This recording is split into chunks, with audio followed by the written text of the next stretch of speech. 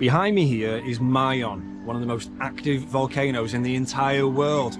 And in towns like this, just beneath it, the people still whisper about spirits in the trees, curses from the dead, and monsters that hunt at night. So, the Philippines is not only a very religious country, it might be the most superstitious in the entire world. So today, I'm going to show you exactly why.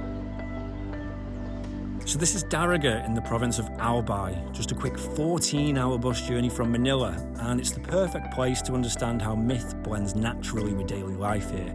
It's named after a local legend, a woman, Daragang Magayon, who was the daughter of a tribal chief who fell in love with a warrior from a different tribe. Their story ended in heartbreak, and after she died in his arms, they say that she was buried here, and on that spot, the land rose. It's said to be the most perfect volcano in the entire world, but for a lot of Filipinos, its eruptions, they're more than just nature at work. They're the spirit of Magayon herself, so her grieving, burning, and rising from the land where she was laid to rest.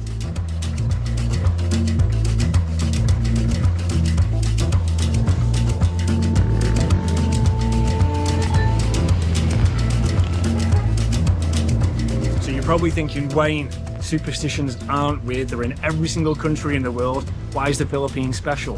Well, I'll tell you, it's the perfect smelting pot here for strange and unusual beliefs. 500 years ago, before the Spanish came and planted the cross of Christianity here in the Philippines, people followed an animist belief system, and that was an indigenous belief system that meant spirits occupied everything in nature, whether it be trees, rivers, or even volcanoes. The thing is though, 5 centuries of the church here, it hasn't been enough to erase that way of thinking. That's like taking new soil and throwing it on an old forest. New things will grow, sure, but the roots, they're already ancient and embedded, and they'll continue to thrive. So let's get into some of the more unusual superstitions that you'll still find here in the Philippines today, and we're going to begin with one about death and convenience stores.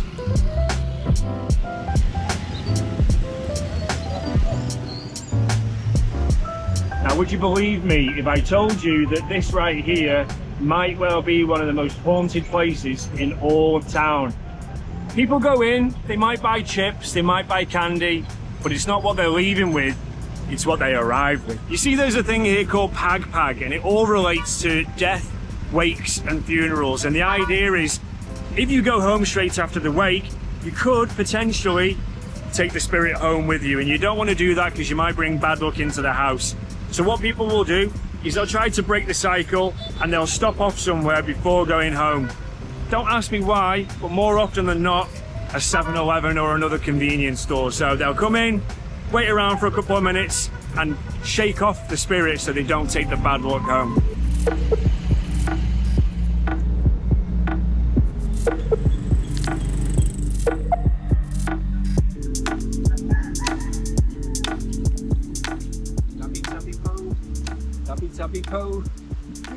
It's always important when you're passing through wooded, natural areas that are home to trees to ask for permission to pass through, because it's said here in Filipino superstition and in folklore that these areas are occupied by spirits and by something called encanto, which is a creature of sorts, let's say.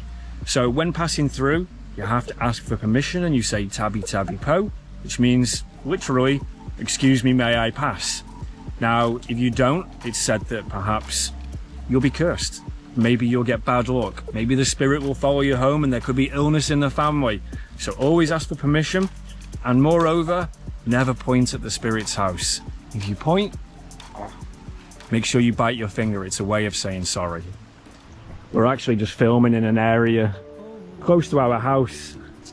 It's beautiful down here, as you can see, but it's full of giant ants. I'm getting bitten to death, so hope you appreciate this video, and if you do, make sure you like it and subscribe.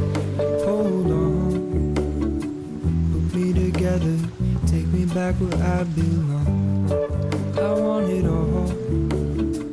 I had a feeling, but the feeling is all gone. Now on my way home, I suddenly find myself quite confused, like I definitely walked this way before, but suddenly it all feels really unfamiliar. I turn around and I try to retrace my steps, but nothing looks quite right. Here in the Philippines, when that happens, people say that you're not just lost, that something is maybe trying to lead you astray. So what do? Well, you turn your shirt inside out, of course. This is one of the more well-known superstitions here in the Philippines. You find yourself suddenly lost, especially in a place that feels unfamiliar. A Tikbalang might be to blame. Tikbalangs come from Filipino folklore. It's part man, part horse, tall with long limbs and creepy red eyes. They're very mischievous, sometimes dangerous, but particularly well known for playing tricks and confusing travellers. So turning your shirt inside out, no matter how unusual that may sound, it's believed to confuse the Tikbalang, like breaking the spell that it's put on you somehow. Suddenly, the way might all of a sudden seem clear.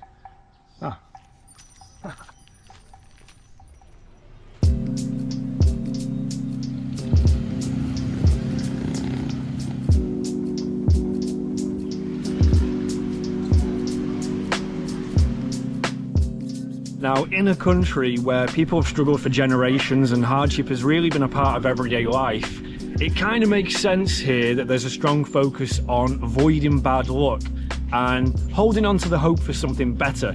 You see here, luck isn't just a belief, it's something that people try to protect in their daily habits. So let's take a look at some of the ways that Filipinos might push out that bad luck and bring in some of the good luck. Cutting your nails after dark? Don't even think about it. No, don't do that! Brushing up at night, you might sweep away the good luck. What are you doing? Signals from your body. Hands are itchy. Money is coming, I think. Now, I have my own British take on Philippine superstition here, and it's that no good day is complete without a red horse. So cheers. But I'm here to show you that even staircases in the Philippines, houses, they're not without superstition. You see here, stairs, they shouldn't end on matter. What do I mean by that? It goes oro, plata, mata, oro, plata, mata, oro, plata, mata, oro, plata, mata, oro, plata. It means gold, silver, and death. If your stairs, particularly ones which lead to the bedroom, or the entrance to your house finish on death, well, you may well just invite it. So, owners of houses, builders, architects, they'll ensure that the stairs finish on mata or oro for good luck, for good feng shui, and to not invite bad harmony into the house. So we followed all the rules. We took the spirit to 7-Eleven. I asked for permission to pass through the forest area. Sam shouted at me when I was cutting my nails. But just in case, if the spirit does decide to come to your home, you've got one last line of defense. If something evil's trying to get into your house, you followed all of the rules and it's still scratching at the window, people will put salt around the windows and the door frame, and they'll put garlic because the smell is meant to deter evil. That's why Sam's breath always stinks of garlic. I eat it. Most people come to the Philippines for the epic views, for the beaches, the waterfalls, the palm trees. But the real stories, they're quieter. They live in habits passed down at the dinner table, in the things people do without thinking or can't explain but still believe. Here, superstition isn't just old thinking, it's a kind of memory.